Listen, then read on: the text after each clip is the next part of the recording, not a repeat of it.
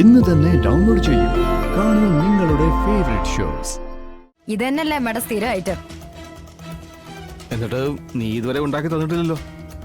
എടാ അതിനെ ശാരദാമ്മ വെക്കുന്ന കാര്യം അവള് പറഞ്ഞത്, അല്ലാതെ ശ്യാമ വെക്കുന്ന കാര്യമല്ല. വേലായുധാ, എന്താ നീ ഇവിടെ?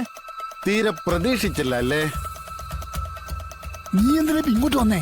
ആ, നമ്മള് തമ്മില് ചില കൊടുക്കൽ വാങ്ങലുകളൊക്കെ പറഞ്ഞിട്ടുണ്ടായിരുന്നു. ഞാൻ ചോദിച്ചത് നീ തരാന്നും പറഞ്ഞിരുന്നു. പക്ഷേ അത് കണ്ടില്ല, അതാ വന്നത്. എടാ, കാര്യങ്ങൾ ഞാൻ ഉദ്ദേശിച്ച പോലെ നടന്നില്ല. പണം കിട്ടിയില്ല. അങ്ങനെ അങ്ങ് പറഞ്ഞാൽ എങ്ങനാ? ഞാൻ പിന്നെ എന്റെ ആവശ്യങ്ങൾ എങ്ങനെ കാണും?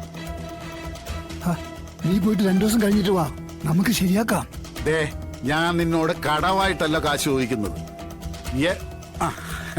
എന്നാ പിന്നെ ഞാൻ എന്തിനാ കാശ് ചോദിക്കുന്നതെന്ന് നിനക്ക് അറിയാവുന്നതാണ്.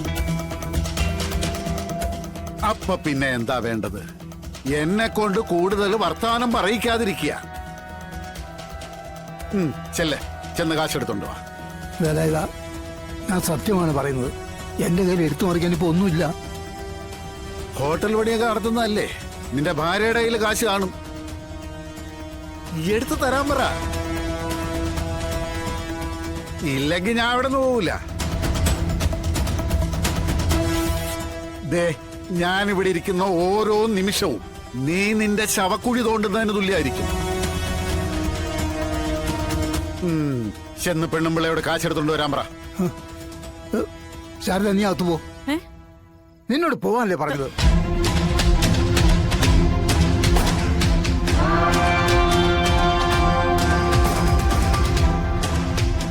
ദേ, എനിക്ക് കാശ് വേണം. ഇല്ലെങ്കിൽ ഞാൻ പലതും പലരോടും പറയും. ആഹാ,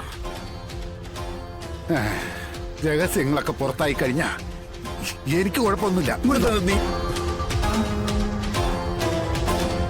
നീ ആരെയും വിളിക്കണ്ട, ഞാൻ തരാം. അങ്ങനെ വഴിക്ക് വാ. എങ്കിൽ സമയം കളയണ്ട, ചെന്നെടുത്തോണ്ട് വാ. ചെല്ലേ, ചെല്ലടാ.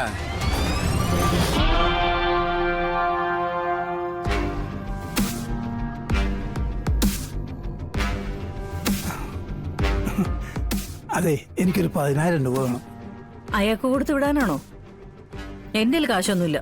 ശാരദ, എന്നാ ഈ വളയും കൊടുത്താ. നിങ്ങൾക്ക് ഇത് എന്തിനാ കേടാ മനുഷ്യ? വല്ലവർക്കും എന്റെ വള ഊരി കൊടുത്തു വിടാൻ പോകുന്നോ? സ്വർണത്തിനൊക്കെ ഇപ്പൊ എന്താ വിലയെന്ന് അറിയാവോ? അല്ലെങ്കിൽ തന്നെ ഈ രാത്രി ഈ സ്വർണം കൊണ്ടുപോയിട്ട് അയാൾ എന്ത് ചെയ്യാനാ?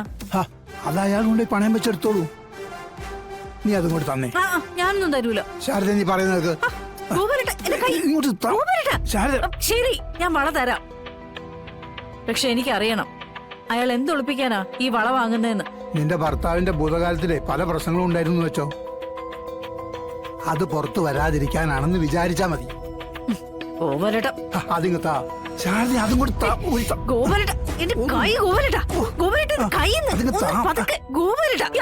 എന്റെ വള തിരിച്ചു തരാം.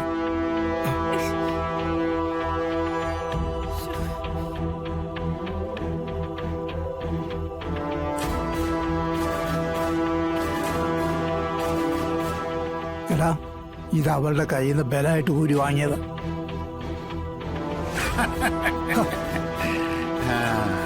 ഭർത്താവ് അകത്ത് പോയി കിടക്കാതിരിക്കാനല്ലേ? കുറച്ച് ത്യാഗം ഭാര്യ സഹിക്കട്ടോ.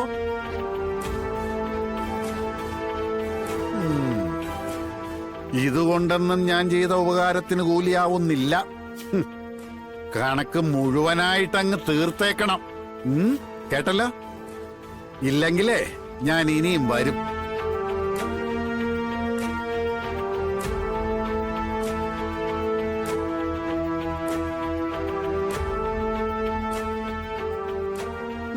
ഇന്നത്തേക്കായി. ഇനിയും വരാനുള്ളതല്ലേ? എന്നെ പറ്റിക്കാനായിരുന്നു പ്ലാൻ.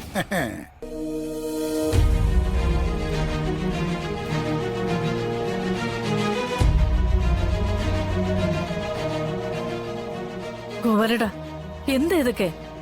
ഇപ്പൊ നീ എന്നോട് ഒന്നും ചോദിക്കരുത്, ഒക്കെ ഞാൻ പിന്നെ പറയാം. ഹേ,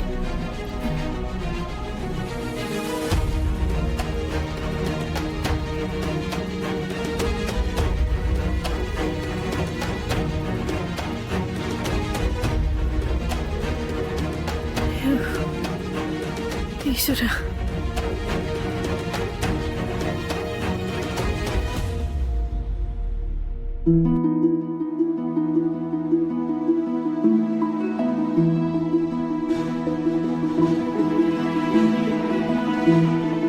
പൊന്നി ഇച്ചിരി വെള്ളം ഒഴിക്കാം.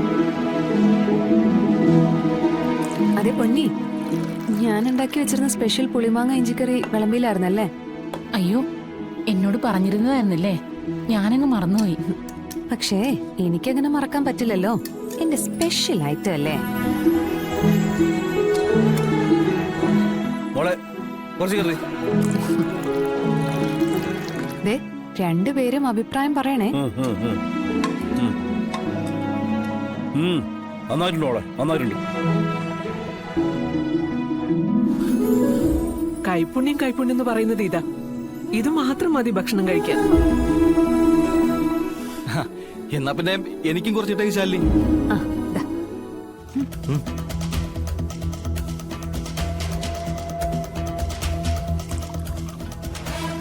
നിനക്കും കുറച്ച് എടുക്കട്ടെ ശ്യാമേ? ഓ വേണ്ട, ഇത് നമ്മുടെ അമ്മ ഉണ്ടാക്കുന്നതല്ലേ, കൂട്ടിക്കൂട്ടി ഞാൻ മടുത്തതാ. ഇതന്നെയല്ലേ അമ്മയുടെ സ്ഥിരം ഐറ്റം. എന്നിട്ട് നീ ഇതുവരെ ഉണ്ടാക്കി തന്നിട്ടില്ലല്ലോ. എടാ, അതിനെ ശാരദാമ്മ വെക്കുന്ന കാര്യം അവള് പറഞ്ഞത്, അല്ലാതെ ശ്യാമ വെക്കുന്ന കാര്യമല്ല.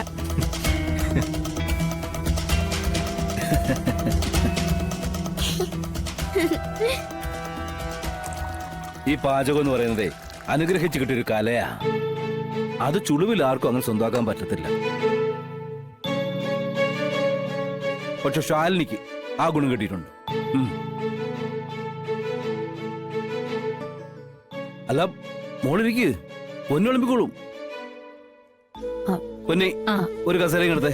അതല്ല അച്ഛാ, ഞാൻ വിഷ്ണുവേട്ടൻ വന്നിട്ട് ഒരുമിച്ചിരുന്നോളാം. ആ അങ്ങനെ അങ്ങനെ.